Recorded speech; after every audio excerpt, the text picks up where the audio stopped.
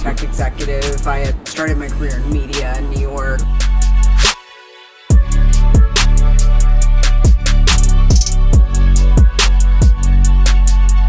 Welcome back to the Cannonball Mindset, and today I'm sitting with CEO, entrepreneur, writer, blogger, activist, mom, wife. I'm saying a mixture of everything. We're sitting in this like awesome, tranquil area at their Hint headquarters, which is unbelievable. They've taken on the whole city block, so I'm really, really excited. I know we've been talking about it, but diving into everything Hint water, everything Kara Goldin. This story is amazing. Kara, thanks for being with us Well, today. thanks for coming in to our little serene place here. It's unbelievable. Like yeah. I walked in the office. We walked in your office, and those of you'll see on the videos. But like you got the whole city block here. Like there's Hint building across the street. There's Hint here. There's Hint there. There's a Hint cafe. It's amazing. And we come in the office, and I see through the windows. I see you out here on a phone call. I'm thinking, This is the type of office people need to work in. This is unbelievable. Well, we love it, and it's it's just, I mean, it's interesting. We moved over here we started in my garage, and then ended up going into this national park that's not too far away from here, the Presidio, for a year, and then we were just in a temporary space, and then I found this space on Craigslist. Actually. And what was so crazy is the guy he had a wine cabinet company, and he was moving his company up to Napa, where we're in San Francisco. It made more sense to have it up in Napa. And so as I'm talking to him about like, hey, why are you moving? You've got sublease left on a portion of this, and the rent, the lease, and how come you're moving? I'm looking at this picture behind him, and it was a woman who I recognized, and I had actually met her in Tahiti on my honeymoon. So with another guy from years before. And so I was like, so is that your wife? Like, there's a couple of kids, and I'm, doing the math in my head, like hoping that I haven't run into something, a little crazy. And he said, "Oh yeah, do you know my wife?" And I was like, I do. Why don't you call her right now and tell her that Kara and Theo, my husband, are standing here.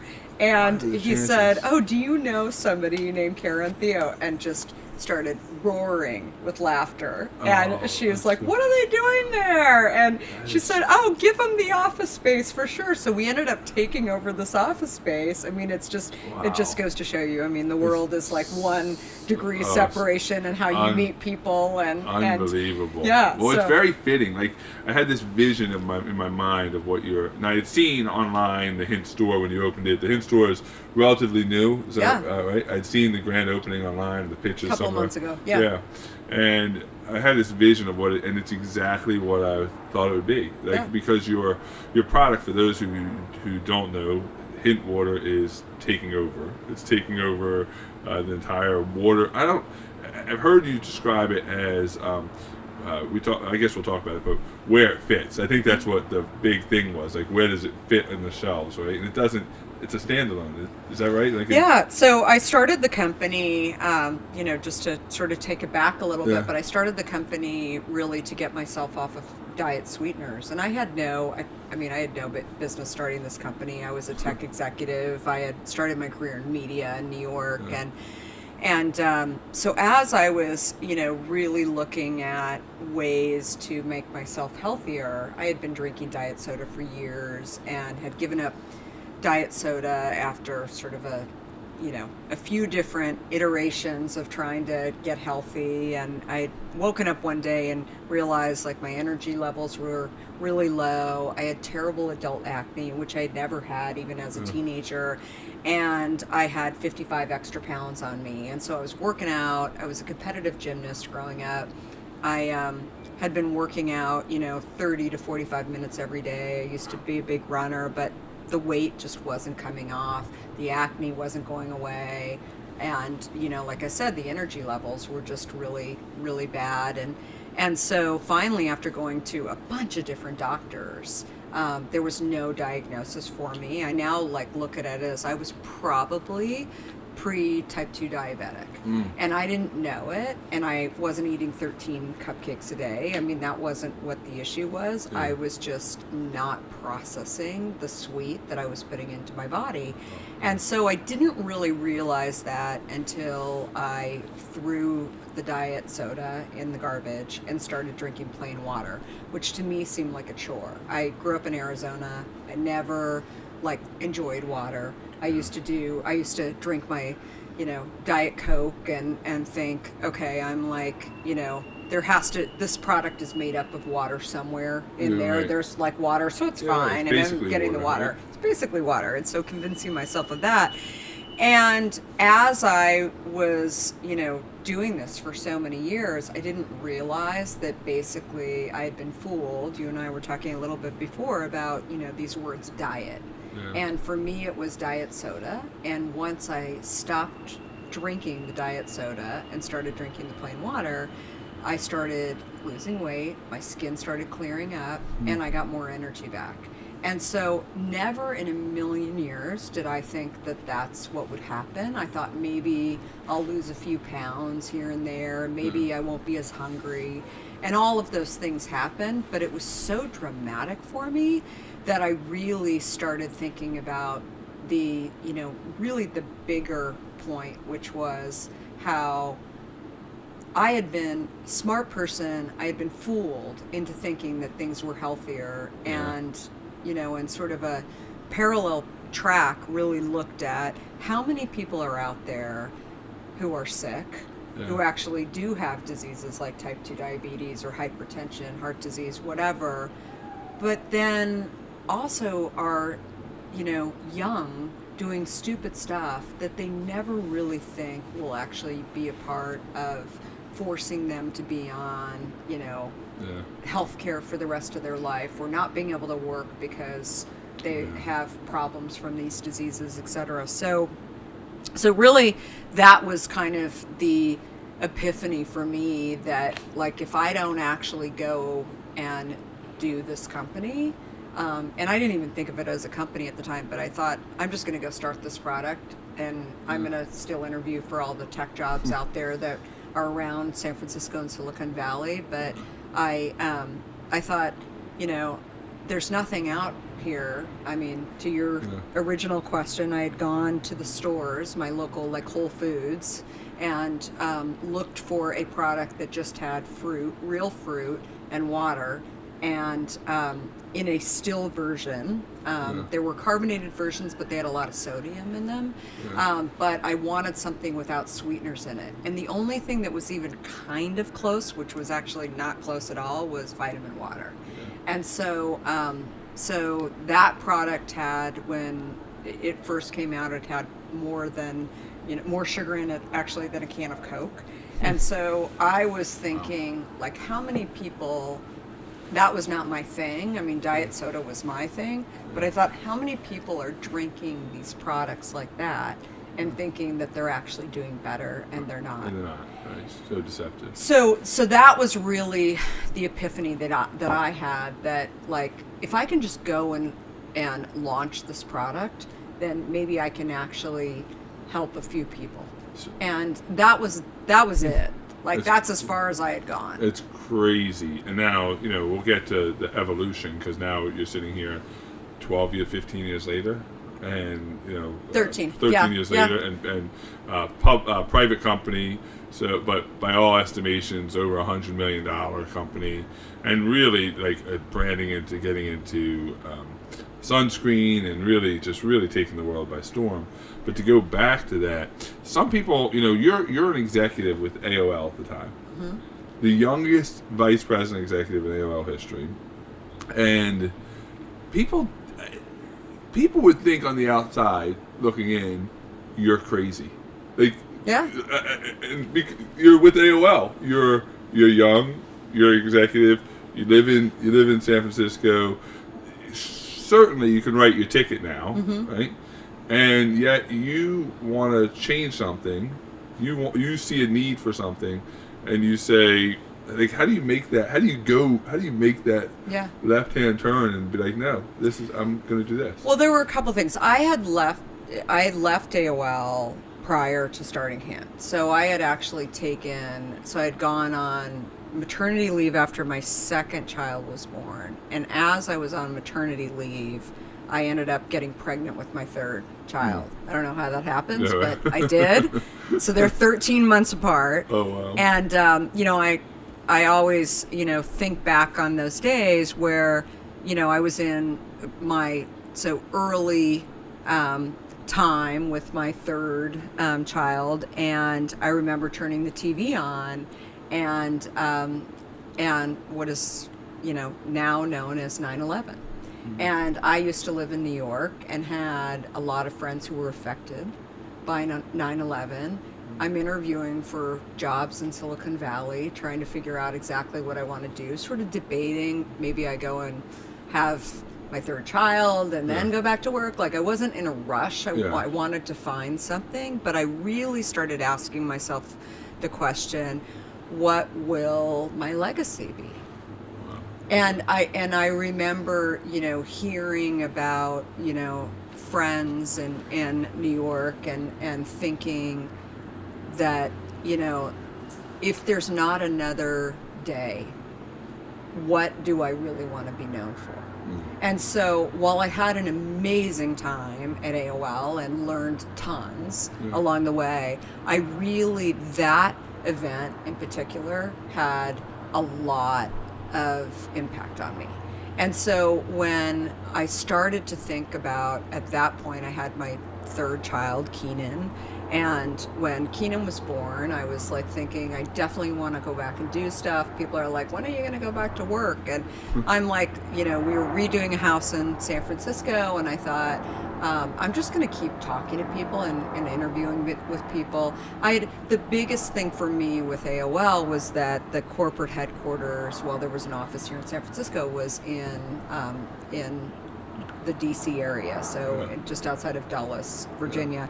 And so I was spending a lot of time on United Airlines on that 6 a.m. flight on Monday morning, going out there and then coming back on Friday. And I thought, it's just not that conducive to have a marriage, have a family, right, and be on that plane and just coming back. And even if you have tons of support, it was just crazy with 3 kids. And so I really wanted to find something where my commute time was cut shorter. I thought, God, there's tons of companies in San Francisco, so I should be able to find that. But then when 9/11 came in too, I really wanted something that made a difference. So I thought, it's probably a nonprofit. And so I looked around at tons of nonprofits, and I thought, I like nonprofits. Nonprofits are great, but the problem, and really where I think tech kind of screwed me up, when I just built this like crazy business for AOL that was $1 billion in revenue, when I ended up leaving, we moved so fast and broke so many rules along the way. And so like nonprofits just don't typically do that. They move slower.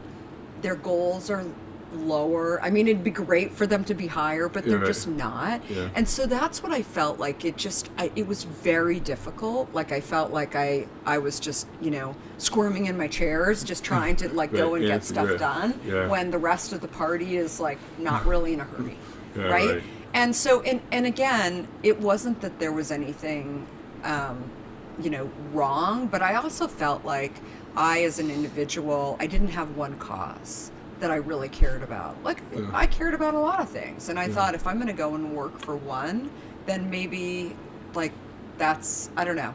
It seemed like everybody around me was, really passionate about one versus others. I don't know. And again, so that was sort of my thinking. And then when, I was like still looking, still interviewing, but then when I really saw that there was this problem right in front of me, which was, beverages, consumer products that had been making me so unhealthy. And just by like, I thought, I don't know, maybe this product is $2 a bottle. Like, imagine if you could change somebody's way to actually getting them to enjoy water again, Yeah. then I was thinking you wouldn't even be talking about expensive healthcare or a national That's healthcare exactly right. system, right? And I thought that'd be pretty cool. Like, it's such a big concept, but it'd be pretty cool to be able to do that. But I think,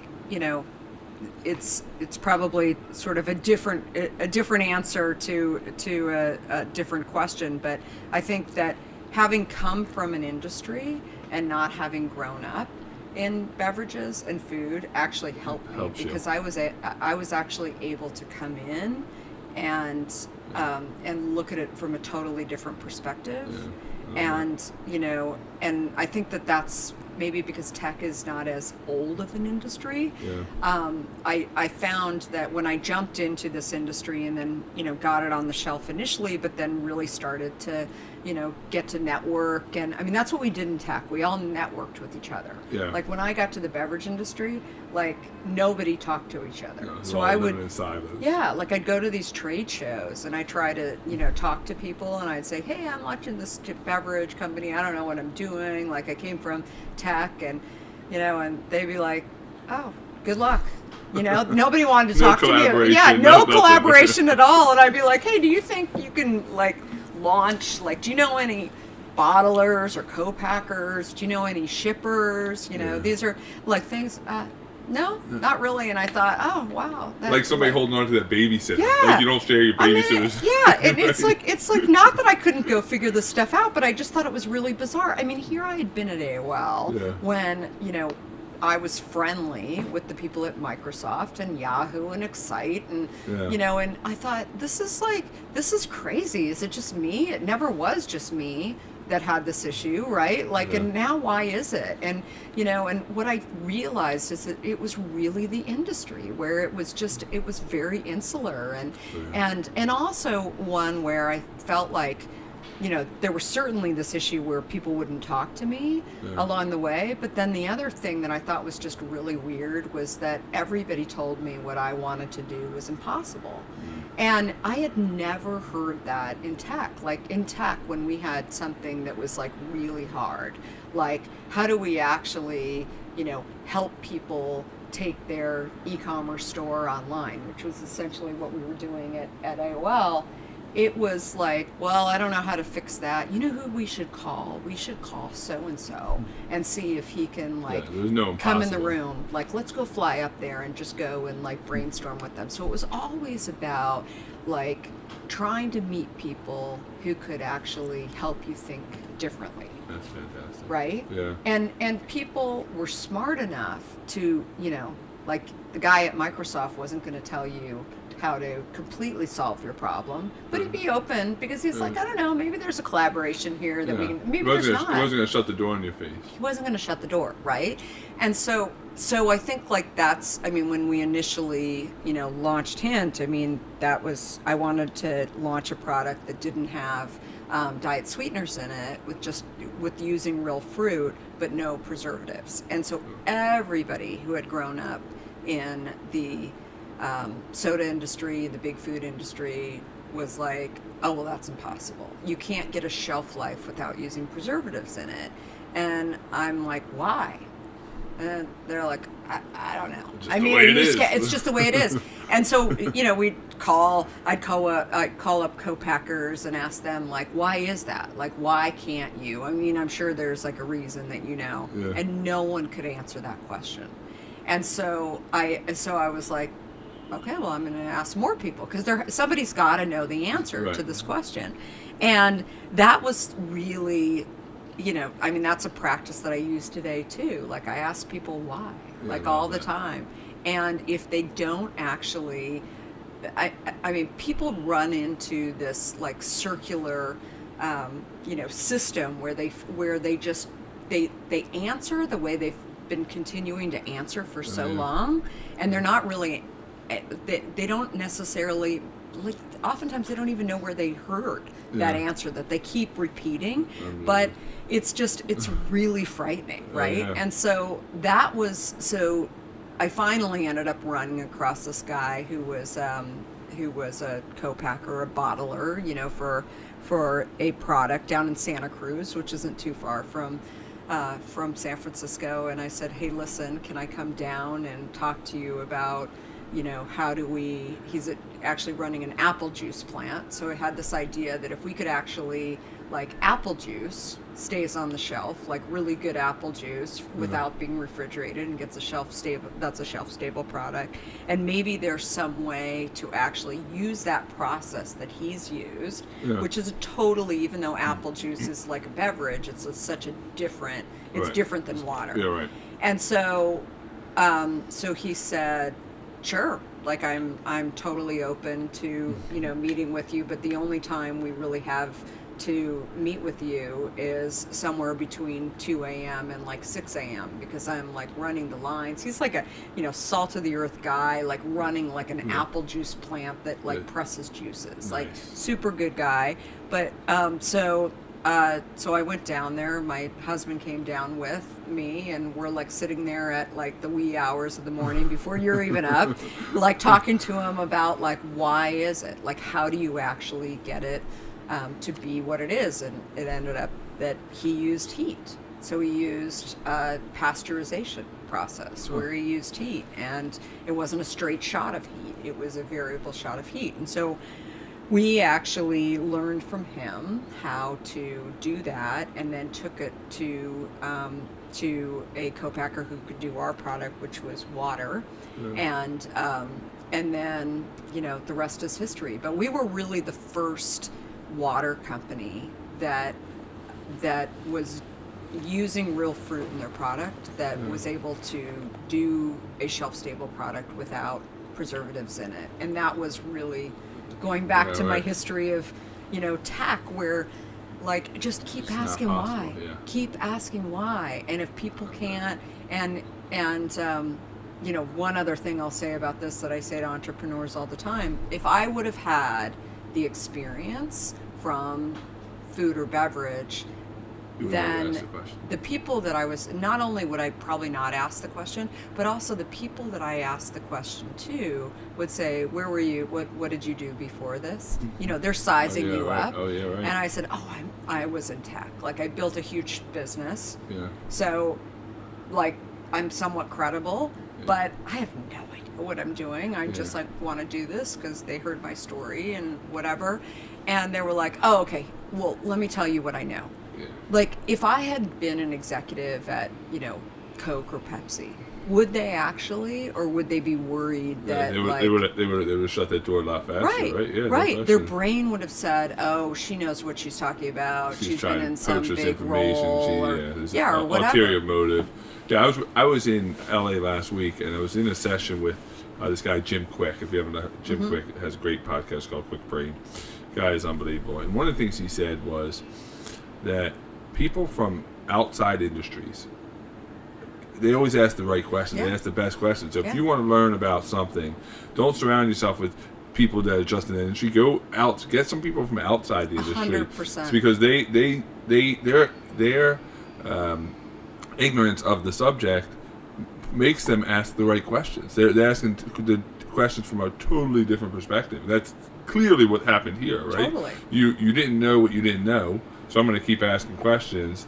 And now that I know, now I can see things totally differently and change the game. Yeah, and I still do that. I mean, I spend a lot less time even with, other food and beverage executives. I mean, when I do run into them, that's great, but I really feel like where I learn is through being not only with people who drink our product, consumers, but also with people who are doing great stuff in other industries, because that's the way that you'll ultimately do things differently. Yeah, I run and own a corporate training company, and I came from the hospitality world and sales world, real estate sales, and some of my best clients are people that are not in either one of those industries. One of my larger clients is a huge engineering firm, and they have always been getting training from engineers.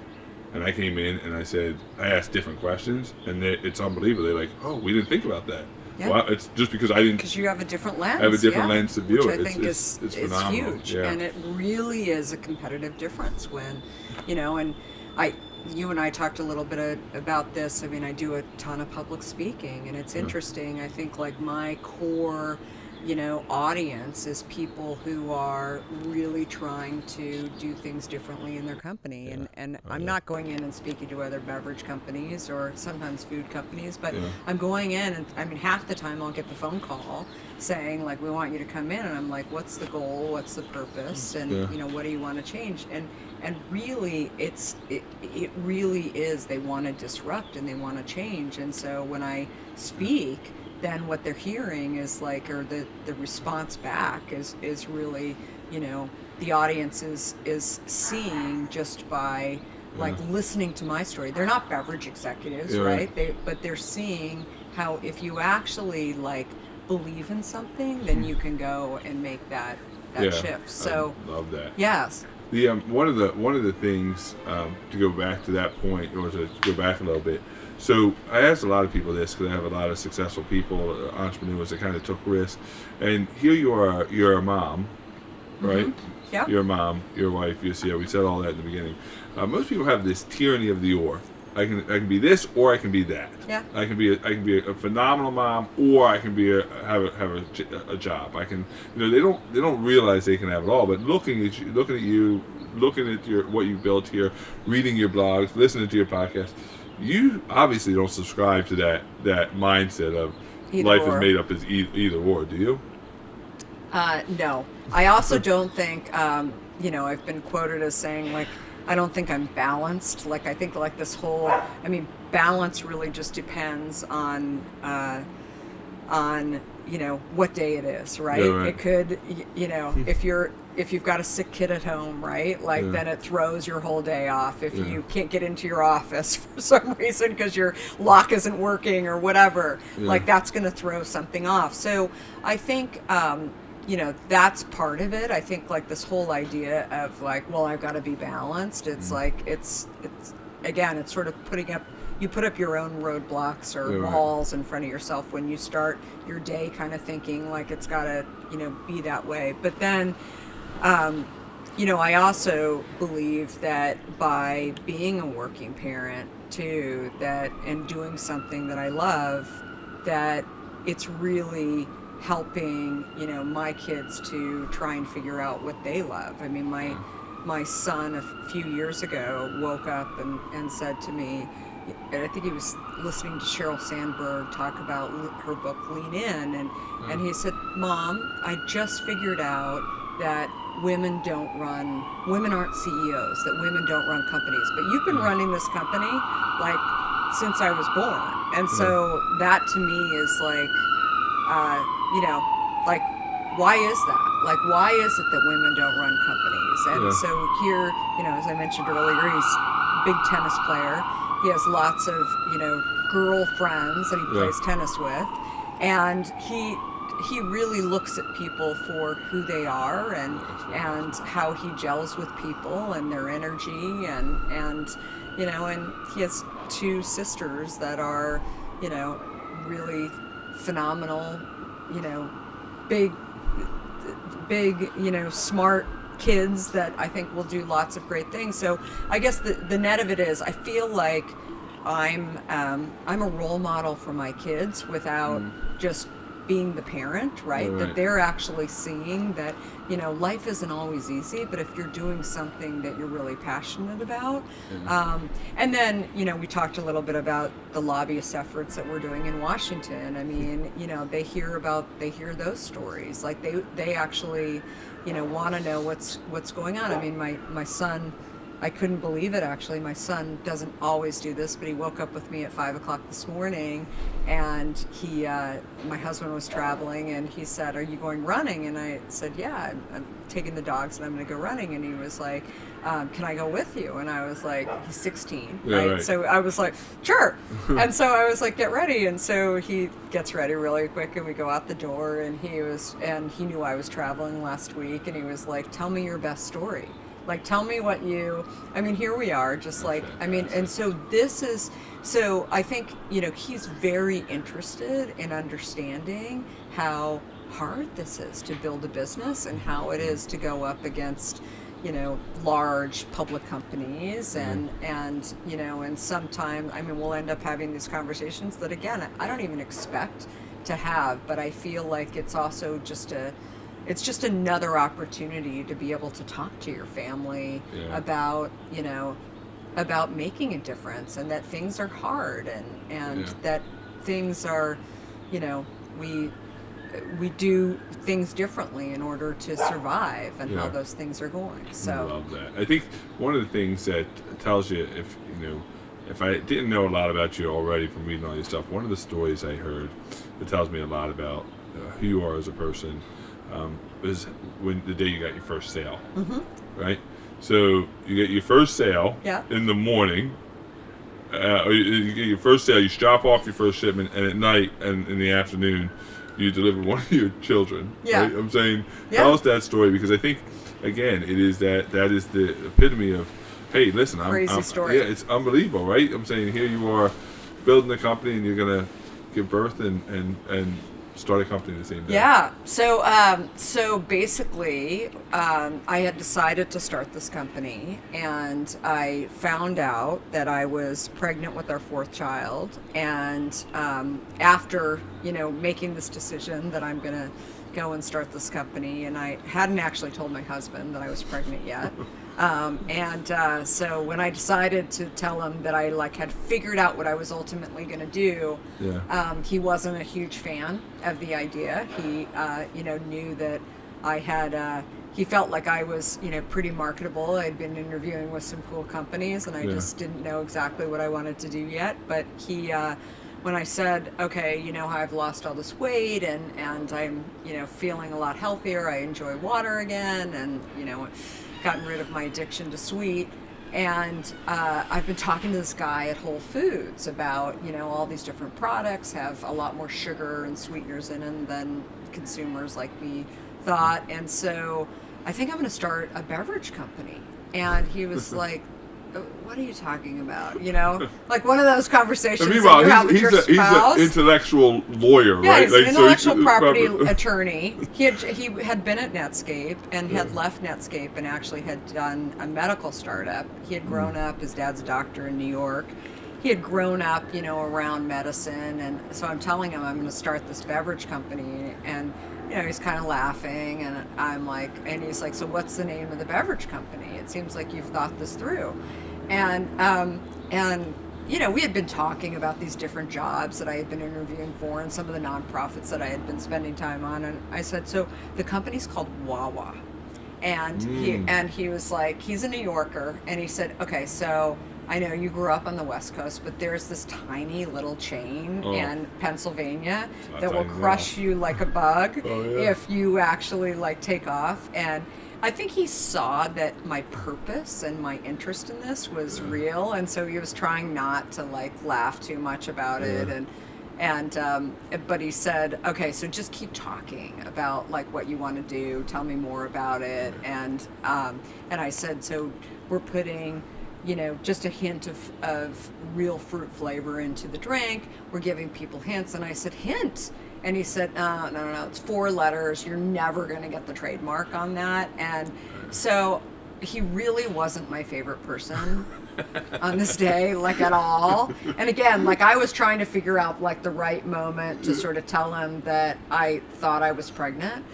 And so I just decided to just say, okay, a couple of things. First of all, your job is not to actually be the business person in this situation. Your job is the lawyer, and I need you to actually file this trademark. And also, I think it'd be really great if you were a little nicer to me because we're having a baby. And And so he's like, wait, what? What are you talking about? And I said, yeah, so I'm going to a co-packer tomorrow. And by the way, they're not called bottlers, they're called co-packers. And so I've been calling it a bottler for ages. And he was like, wait, what? What's a co-packer? And I said, that is the place that you actually make your product. It's called co-packer. But I always thought that was called a bottler. And so he's like, I cannot even believe like you're combining all of this into one conversation. Like I would have been looking for the bourbon bottle. I'm Yeah. like, where's the bourbon? But not to mention the fact, like I had little kids. I mean, Right. running around. I mean, I had, you know, my oldest one at the time was 6. I mean, we had 3 other kids under 6. Like it was a crazy thing, and neither of us were working. And so we were like, and so he was trying to figure out what he was going to do next. And like he had done this medical startup and he had sold it off. It was too early. It was way ahead of its time. And he had sold it off in basically a fire sale to the Bosch Foundation in Germany. And so it was really, I mean, at that moment that I said, I want to go do this and I'm pregnant. And by the way, I'm leaving. I've got nanny coverage, and will you come with me to Chicago to actually go to this co-packer? And so he went with me, and he saw, like, he was like, I can't believe how far along you are in this process. Like, it's kind of cool. And he said, you know, do you have a business plan for this? And I was like, yeah, I've been writing it out. And he's like, I don't know when you've been doing all of this. Like, you've just kind of been hacking it out and stuff. And I was like, I don't know. Like, I don't even know if it's a company. I mean, it's like, I like am really struggling with, is it a product, is it a company, and you know, where do we go from here and whatever. And then when he saw the bottles like sort of running off of the line at this point, he was like, you know, this is pretty crazy what you've done, that this, I get it, and I think it's pretty cool, and you know, you've always been working in bits and bytes, and now you've got a physical product. And I said, that's not it at all. I mean, if we could actually get people to enjoy water, then we could change like health in the world and change a lot of these. I'm way bigger. And he was like, wow, that's really cool. So anyway, we were tweaking things, came back to San Francisco, and then the product that we were running from this plant was actually supposed to, you know, the final product was supposed to show up like 2 weeks before I was having my son, had planned C-section, more TMI, more information than you need to know. So I knew the date, May 27th at 2 p.m. that I was having the baby. I'd been to the doctor the day before. They're like, yeah. So just show up by 2 o'clock. So, or 1 o'clock. So I get to that morning and I wake up and I said to my husband, you know what I really want to do? We had just gotten the product the day before, so it was late. And I said, what I'd really love to do is actually go to Whole Foods, because I think the guy that I was talking to about this idea, I mean, he said he's going to put it on the shelf, so let's just go really quick. And he was like, you're having a baby this afternoon. You're supposed to be resting. You shouldn't even be relaxing. Yeah, relaxing. Yeah. And he was like, and I would like to relax too. Like I'm going to be a father again for the 4th time. I'm going to be a father again. Like I need some relaxation too. And I'm like, yeah, but it'll just make me going into this whole situation. It'll make me feel really great that I've got like a product on the shelf, whatever.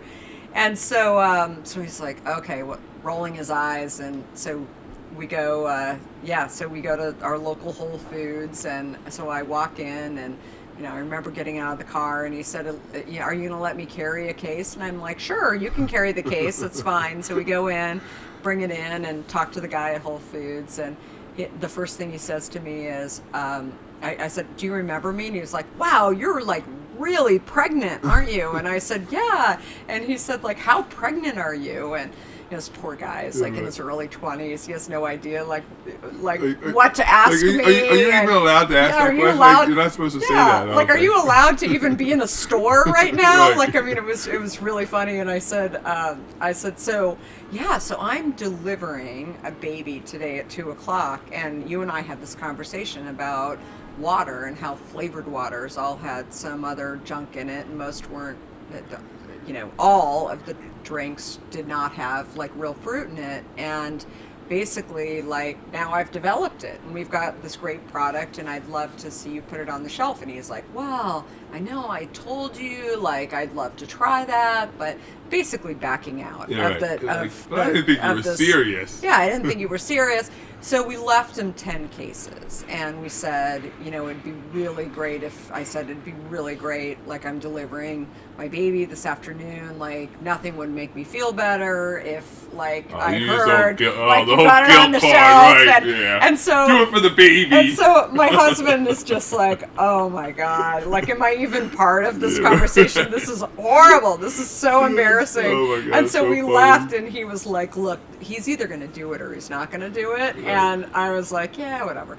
So I go deliver my son, and the next day the phone rings, and I'm thinking like, oh, family or friends calling me to see how Yeah, right. the delivery went. No, it's the guy from Whole Foods, and he calls to, my husband answers the phone, and he says that the product's gone. And my husband's like talking to him, and I'm like, who is it? And he said, oh, it's the guy from Whole Foods. And I said, what did he say? And he said the product's gone.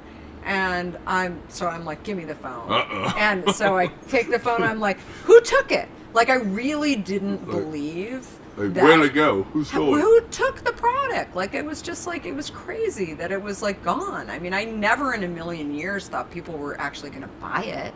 Like, it was crazy. And so anyway, I got out of the hospital early and went home, and my husband said, we've got to go deliver more product or we're going to lose the shelf space, because that's all he had. And the nice guy was like saving us the shelf space, but he can't do it for long. And so my husband said, I'm happy to go, I'll just go deliver it now. And he's like, I should probably have a business card or something. I don't know. How does this work? Like, we had, he's like a lawyer. Yeah, like, right. he had no idea. And so he said, I'm going to stop by FedEx Kinko's and get some business cards made up. And I'm like, okay, honey, you do that. Like, I'm just going to rest. And, right. he's like, so what should I be? And I'm like, what do you mean, what should you be? And he's like, should I have a title? Like, should I be sales guy for Hint? Or should I? And I said, I don't know. Maybe you should just be chief operating officer, because you're going to make things operate. And he said, I like it. I'm going to be chief operating officer. And he walked out the door, and he got business cards. Like, he stopped at FedEx That's Kinko's awesome. and said Hint with the logo. That's and awesome. chief operating officer. And he's still our chief operating officer. He's been here ever since. That's and awesome. has his desk here. Do you remind him of the conversation? Like, Oh yeah, he's heard it a million times. And I always people say, like, did you guys always want to work together? I'm like, no, like we were just like, I mean,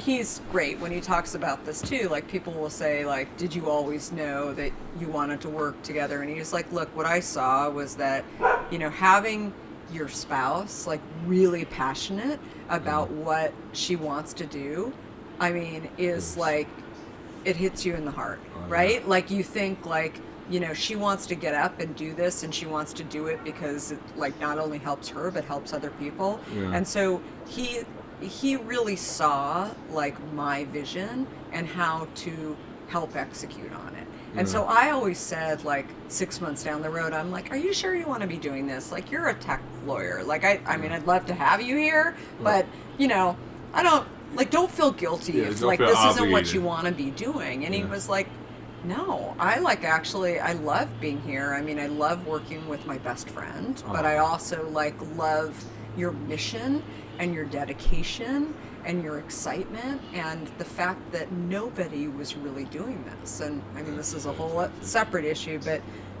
for us, like, people say, oh, I could never work with my spouse. And I think that's true for like a lot of people, but raising a family when you're actually working with your spouse, I mean, today, for example, I mean, he's down in Los Angeles. We're actually doing a new product. And so he's being there to run the new product, and and it's great. I mean, my daughter has a play. She's a senior in high school and has a play tonight, and so he's going to come and be there for her tomorrow. But we're able to sort of manage the two most important things in our life, which are family and our business, right? And so it makes it easy. I mean, the number of people who I've met over the years who say, like, God, it was, when we got divorced, like, the key thing was that there was his job was more important than my job, and then we ended up dividing our family because it was just the struggle, and everybody heard it, right? And for us,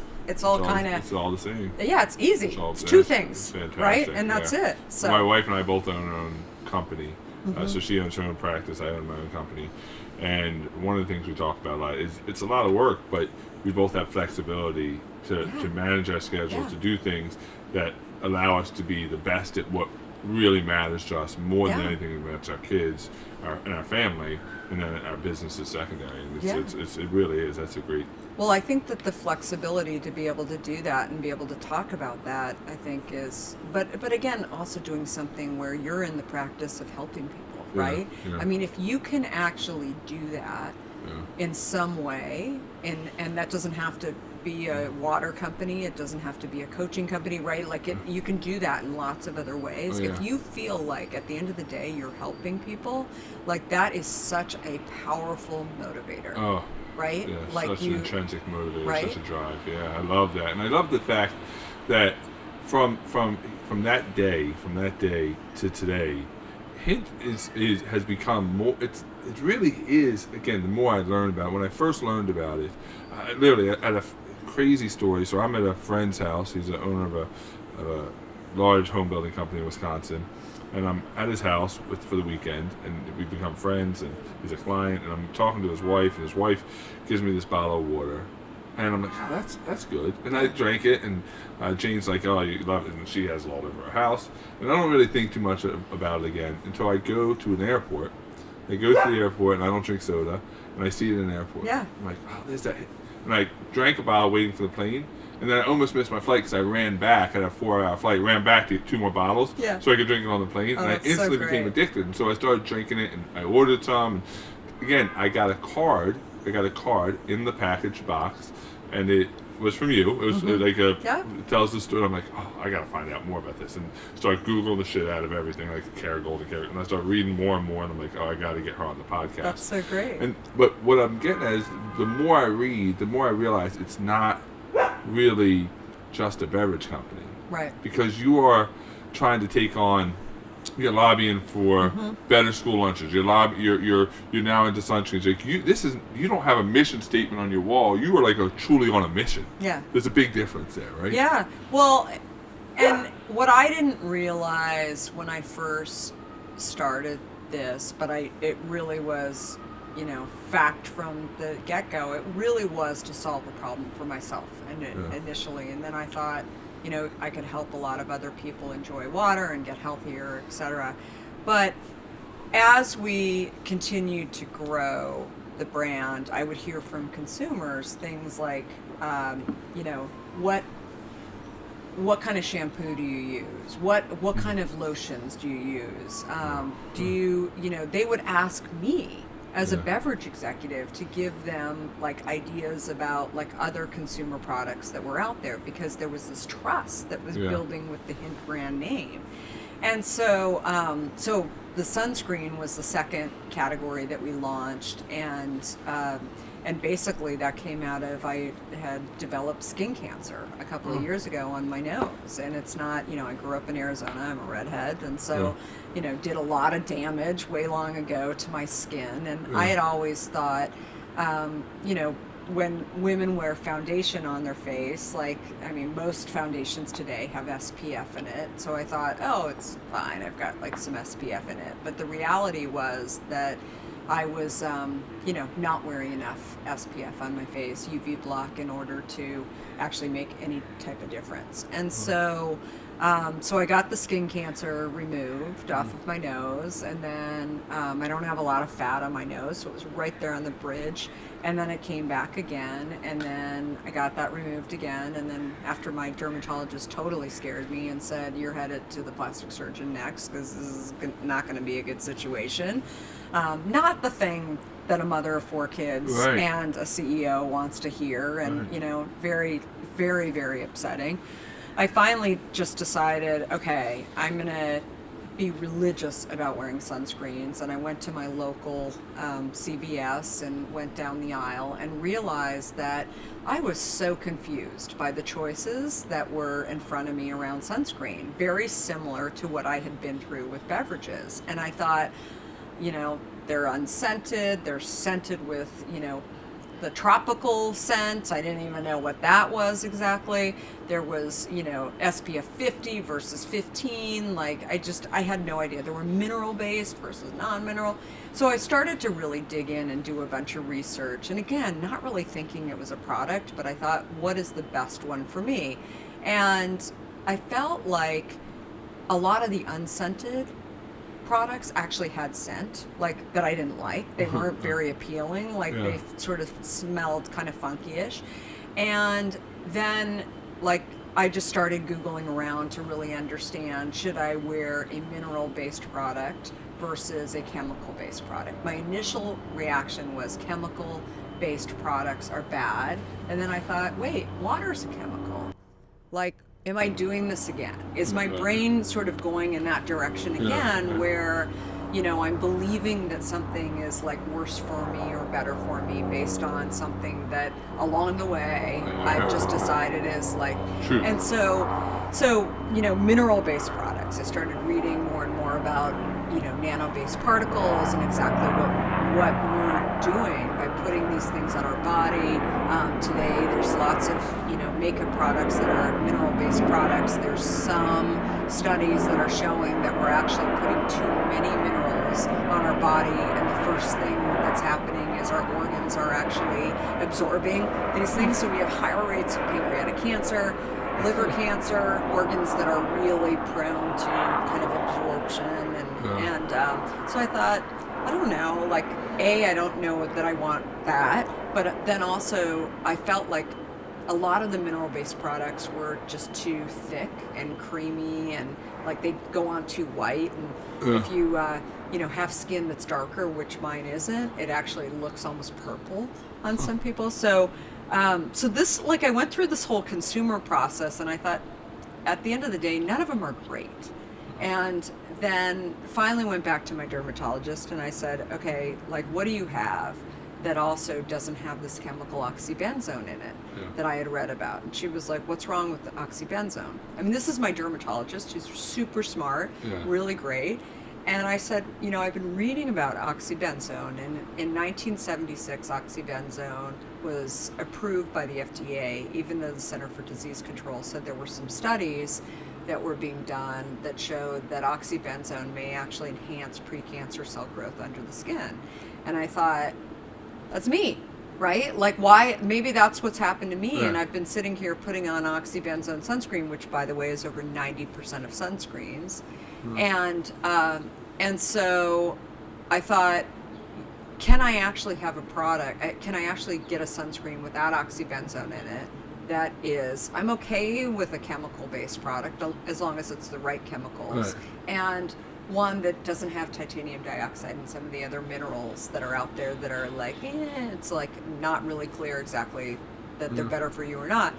And so she pointed me to a sunscreen that she sold in her office, and a lot of dermatologists sell in their office, that was $49 a bottle. And I thought, $49 a bottle? Like, even if you could afford it, like $49 a bottle for a sunscreen is crazy, right?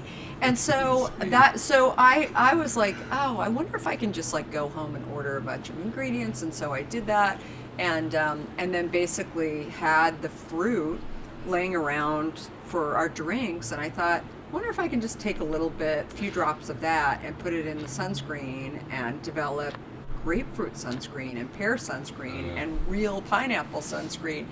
And so then a friend of mine who used to work for L'Oreal said, you know, this needs to be approved by the FDA. And I said, no, I didn't, but now I know now. And so I went to the FDA site, downloaded the forms, like, had been wearing this for like 6 months, and I just decided I should just see if I can develop a product. And people are like, what's it going to be called? And I'm like, I don't know. And finally I was like, hint. Like, we solve problems for people. I mean, that's kind of what we're doing. And I mean, even like a few people knew internally that I had like listed it, and I figured I could always change the name like afterwards or whatever. But anyway, it took us like almost 2 years to actually get the approval. And when we did get the approval, that's a funny story. 6 weeks into applying for the FDA approval, we get a call from the FDA, and the FDA is like, hey, are you guys using real fruit in your product? And I said, of course we are. We have this beverage company. We've been doing this now for over 10 years and available in lots of stores.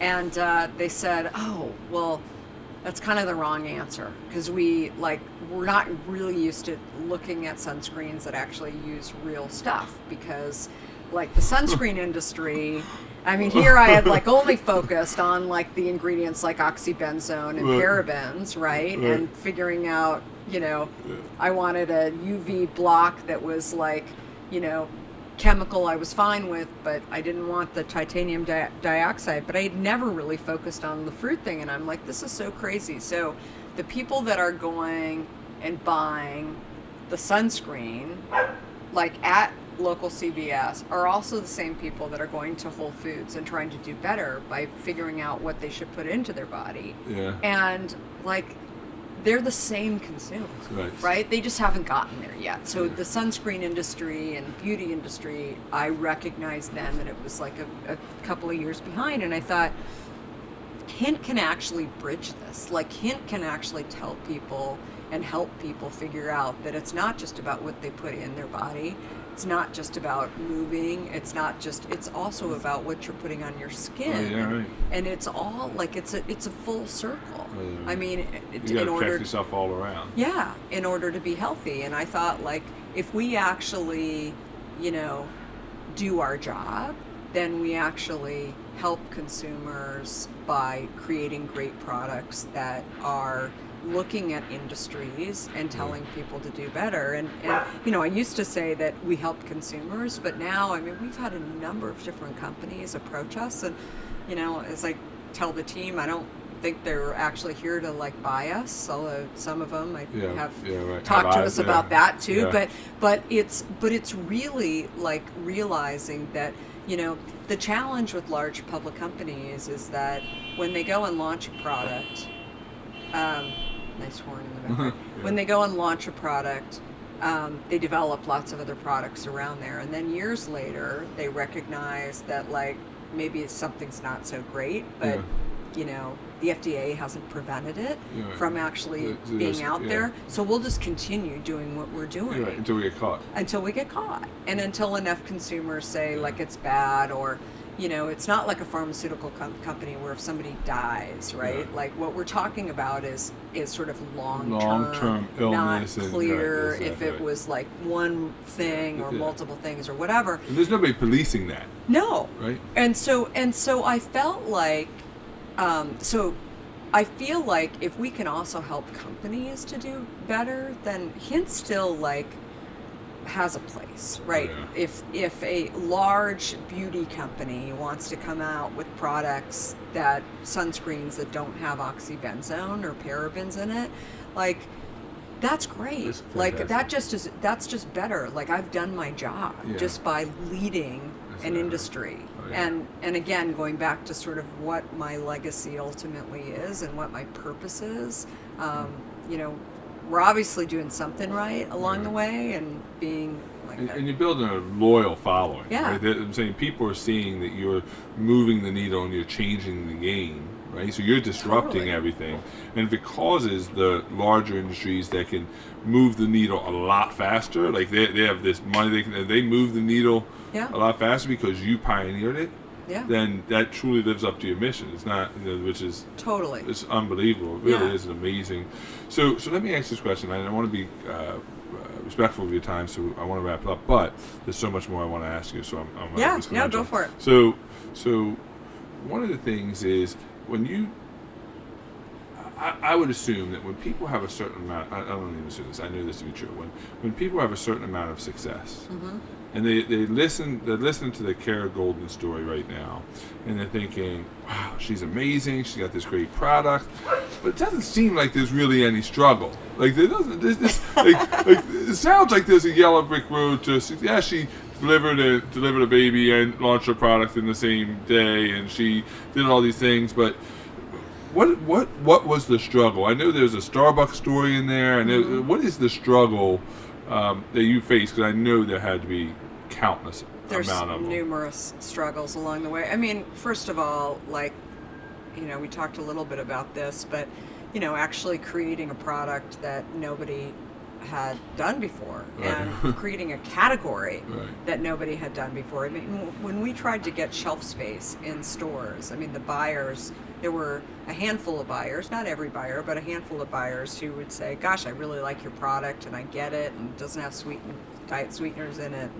totally get it. But they actually couldn't put our product on the shelf because we didn't fit into the planogram that said, you know, unsweetened flavored water. There was no category there. So we created a product and a category without actually knowing what we were doing. But with that, we had to struggle to actually help people up against a giant industry really figure out like where we fit in. And when we didn't fit in, then we tried to figure out where can we actually create a product that, where can we actually figure out distribution along the way. So, so I mean, that was probably the first one. And then as we, you know, continued to grow, to overall just grow the company, I mean, there were so many different struggles. I mean, the Starbucks story was an interesting one. So we went up to Starbucks and got our product into Starbucks. It didn't just happen overnight. I mean, it was probably a year of meetings. And initially, the conversation was, you know, we were going to develop a kids drink for them, and it was going to be called Hint, but it was going to be available. And then finally they decided, no, we're just going to go with the regular bottle that you guys have. We're going to put blackberry in. I think initially it was like 100 stores, and then a week later they were like, we think, you know, if you guys can handle it, we think we'll put you in 500 stores. I think we'll put you in, you know, like another week went by, I think we're going to put you in 5,000 stores, and then it went up to chain wine to 11,000, which was like a really good day, right? Like that was like an amazing day in history. I mean, we had to figure out, like we had to figure out how, you know, we were going to finance it and develop the inventory and whatever, but we were like going to figure it out one way or another. And then, you know, I asked the Starbucks buyer, I said, so what is success? And like what, just so I know every single day, I'm going to look at those sheets and like know exactly like how I'm doing. And basically the buyer said, if you were doing a bottle and a half per store per day, then you're killing it. And I'm like, okay, great. I can do that. A bottle and a half per store, 11,000 stores. Okay, great. I got that. So we were doing on average 3 bottles over the course of 18 months. So I was not worried about doubling it, getting kicked out of these stores at all. Like not even something I was losing sleep over. It was continuing to grow and working on the rest of the business. Then I get this phone call from the buyer, and the buyer's like, bad news. And I'm like, well, it can't be that bad. I mean, I'm doing 3 bottles per store per day. So the buyer says, senior management decided that that basically the cold case that sits in front of, you know, the baristas, right, is that basically they're going to make it more profitable by putting in food products. And so I'm like, oh, it's a great idea. You should put more food products in it. And they said, but actually we're going to cut out the products that we don't make that much money on it. And we don't make that much money on your product because it's only $2 a bottle. And so we're going to make like $4 to $5 off of sandwiches. And so I'm like, so there wasn't anything I could say, right? There wasn't like, I can do this better. Right. And so I was like, so when is this going to go into effect? Like I wanted to come up with some sort of solution, but it wasn't coming at me at this moment. I was sort of surprised to even have this conversation. And so, the buyer then said to me, well, it's actually going to happen next week. And I thought, next week? Like, that can't happen. How can, like, we're doing great. I mean, how is this going to happen? I have all this inventory in my warehouses, blackberry water. Like, you can't do this. Yeah. And they're like, you know, it's above my pay grade. Above my pay grade, which is a whole other story that I tell, you know, entrepreneurs, that even when you think you're doing great, like being reliant on one, I mean, this can go for, you know, a product or service or whatever, being too reliant on one customer, bad. Yeah, like figure out the day you get that deal done, figure out how else you can do more of those things, because unless you do, you're working for somebody. You're working for somebody, but that is a major moment when something happens and they need to ultimately pull back. So anyway, so bad day, went home. I don't cry very often, but I cried. And then I came back in the office the next day and was thinking more about what had happened and how could I actually have avoided this? Couldn't have avoided it. And it was just decisions but what I did recognize was that we had been in 11,000 locations, in locations that we would have never been able to get to expose customers to our product. And so I thought, if I really have the customer's loyalty, then I'm going to find out right now. And so I thanked Starbucks to my employees after I'd been cursing them over the last couple of days. Never cursed them. But I actually said how angry I was about the whole situation. I said, the more I think about it, it's actually not a bad deal. I mean, we were getting paid. They were paying us for the product. And so now we were exposing all these customers. So I'd sort of been in this mindset for a week. And then I get a phone call from Amazon.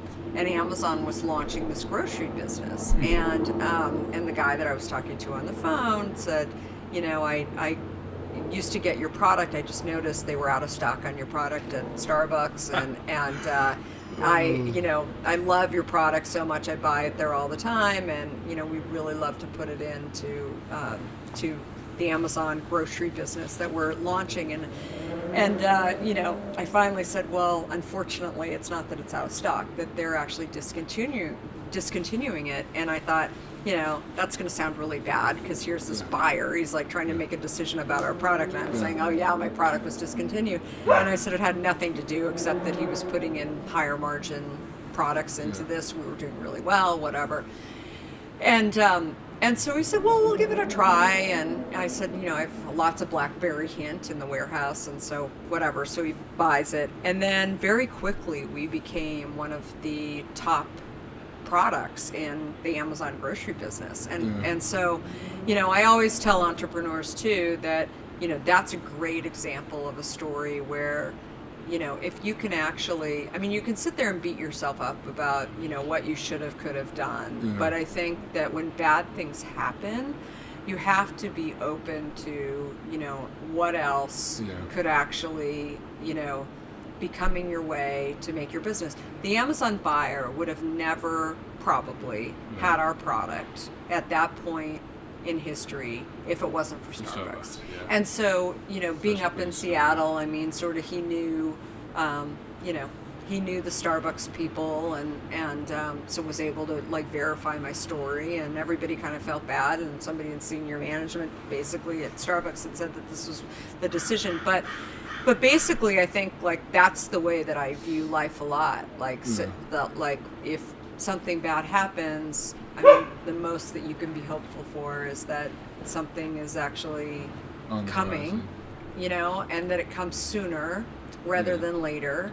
And so great. And I'm a big believer in that.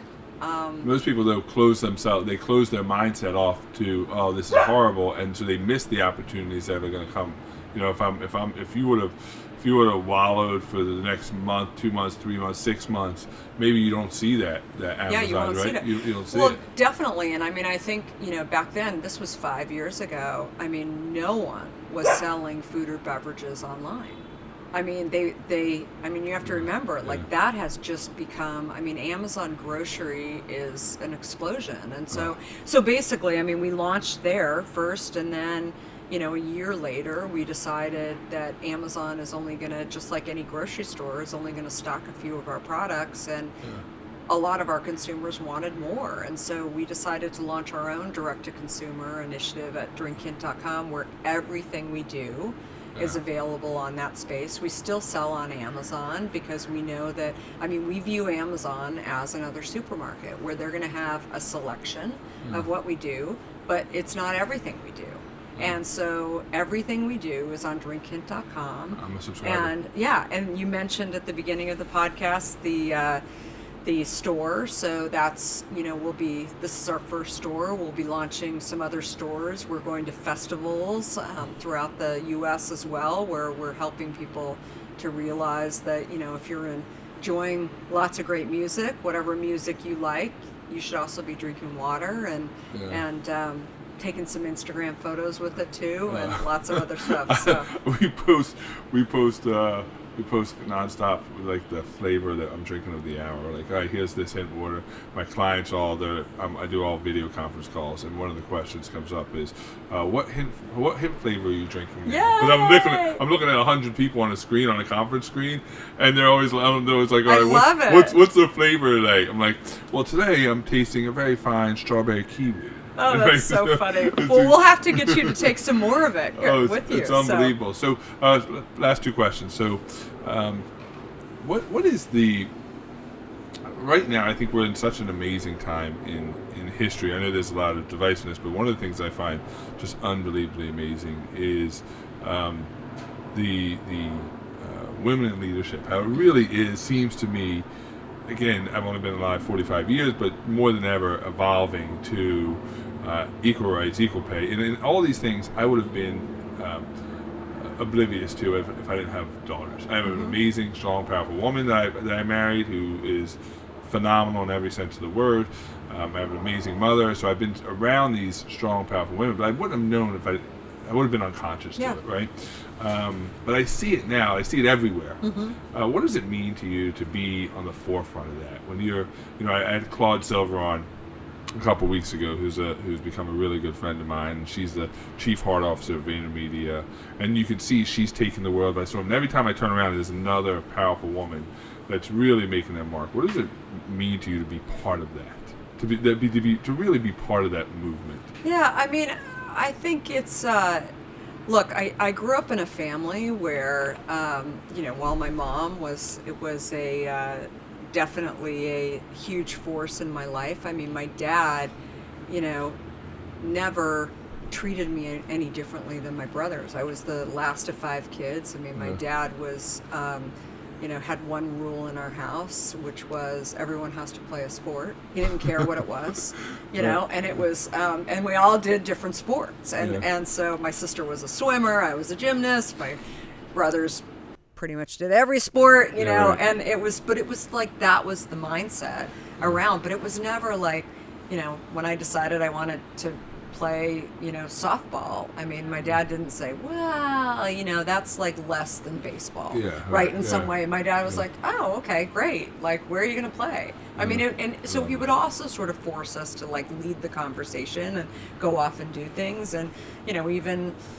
so I feel like I've always been around guys, whether they were my brothers or my dad or my husband or whatever, that have like always just viewed it as like somebody that they wanted on their team, right? That it wasn't, and so I think when I started sort of seeing this dialogue, out there about, women's equality, it wasn't that I didn't get it or hadn't seen it or had blinders onto it. It just really, I couldn't pinpoint that it was definitely happening to me. But I think that it does happen to lots of women, and when the magnifying glass has been put on and I see it, then I start to see that it's happened to some more than others. And I think it's time. It's time to really be able to say that, that the, everything that you mentioned before, whether it's titles or compensation or lots of, other issues that have been raised around that. But I also think that, this path of leaving men out of the equation is not helpful either, because then it sets up this like animosity towards, I think we need to work together.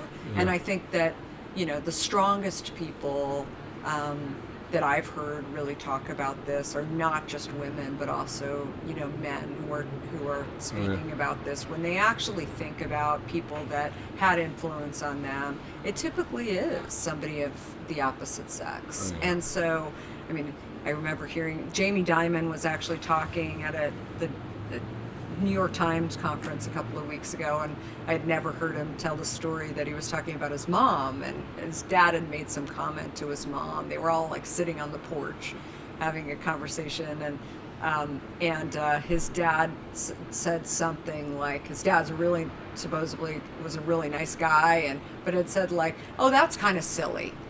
And his mom said, don't ever tell me that that's silly. And apparently she like had a glass of wine in her hand, and she threw the glass of wine at her husband. And so Jamie and his brother were like, what just happened? And then he said immediately, like, we took our chairs and went on the side with our mom. Like, right. It was just like such a, but you know, Such like, a moment, right. and he said that what he realized is that, you know, in that situation, like, his dad didn't necessarily mean to say what he was saying, but obviously it hit a chord with her. And so, and so his whole point was, you know, basically that his mom had a lot of impact on sort of who he is today. But I think also that, you know, we need to continue to have the dialogue and the conversation. Otherwise, none of us talk about it. And there's always going to be bad eggs in the room. And there's going to be, you know, there's going to be, especially with divorce rates, the rates that they are. I mean, there's a lot of guys that I even know that didn't grow up with women. I mean, they didn't spend, after the age of 13, they didn't, you know, actually, they live with their dad. You know, and a lot of people thought that was better, and so they don't really know how to communicate with women. I mean, maybe they went to an all-boys school. Like, it's just, you know, you add layers in there where it's like, we've got to start communicating. And I think like the best environments are really for everybody, is environments where people are, you know, really being forced to sit in a room together and communicate. And if you don't, you know, if you're not used to having, you know, women in a group, and maybe you don't feel comfortable, like, get uncomfortable. Because the best companies are going to be, and the best products and the best, you know, I think the best visions really come from bringing people with like diverse ideas into a room about how do we actually make it better in some way. Love that. One of your blogs, I think it was yesterday or maybe it was last week, was talked about living outside your comfort zone and really being uncomfortable, really making yourself uncomfortable. Because when you're comfortable and you're certain, you close off all possibilities. Yeah. Right? You're really closing off all curiosity. And for me, that state of being uncomfortable is where, as you said in your article so great, everything great happens. And so you've been awesome. I mean, absolutely amazing. I could literally sit in this area. You'll come out here come tomorrow. hang out on the lay down on the sofa. I'll still be here tomorrow drinking hint water and relaxing. All right, last question. You've answered this a couple times through the podcast, but I'm going to ask you one more time. That is, when you are long left this earth, 50 years from now, 60 years from now, what do you want your contribution to be? What is the contribution that you'll have left this world?